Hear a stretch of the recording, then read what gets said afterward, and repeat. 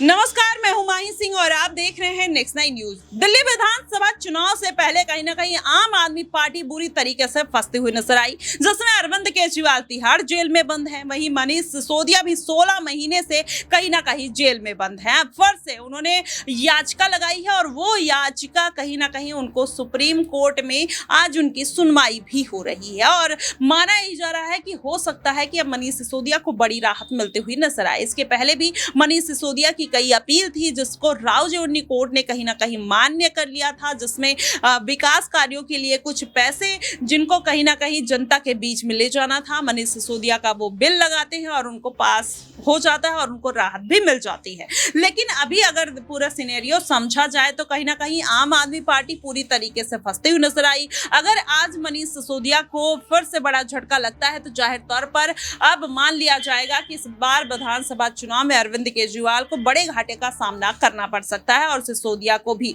और अगर इस बार सिसोदिया को किसी भी तरीके की राहत नहीं मिलती है तो जाहिर तौर पर उनको और लंबे दिनों तक जेल में रहना पड़ सकता है। बताइए, एक शिक्षा मंत्री और एक डिप्टी सीएम जेल में बंद है, 16 महीने से किसी भी तरीके की कोई सुनवाई नहीं। पहली बार उनकी सुप्रीम कोर्ट में सुनवाई होने जा रही है। अगर उनको राहत नहीं मिलती है तो क्या आम आदमी पार्टी को दूसरा विकल्प तलाशना पड़ेगा? अरविंद केजरीवाल भी स्वयं जेल में है। अब ऐसे में माना यही जा रहा है कि विधानसभा चुनाव कहीं ना कहीं आम आदमी पार्टी के लिए आने वाले दिनों में साधना मुश्किल हो जाएगा, क्योंकि लोकसभा चुनाव में जिस तरीके से आम आदमी पार्टी को झटका लगा है, यही बात निकल कर आ रही है कि इस बार का झटका कहीं ना कहीं अरविंद केजरीवाल के लिए और उनकी पार्टी के लिए बेहद खतरे की घंटी मानी जा सकती है। ऐसे में ईडी सीबीआई का सहारा अगर भारतीय जनता पार्टी ले रही है तो कहीं ना कहीं दिल्ली की जनता क्या उनको करारा जवाब देती हुई नजर आएगी? क्या दिल्ली की जनता लोकसभा चुनाव में कहीं ना कहीं भारतीय जनता पार्टी को जिता देती है, लेकिन विधानसभा चुनाव में अरविंद केजरीवाल को देखना चाहती है?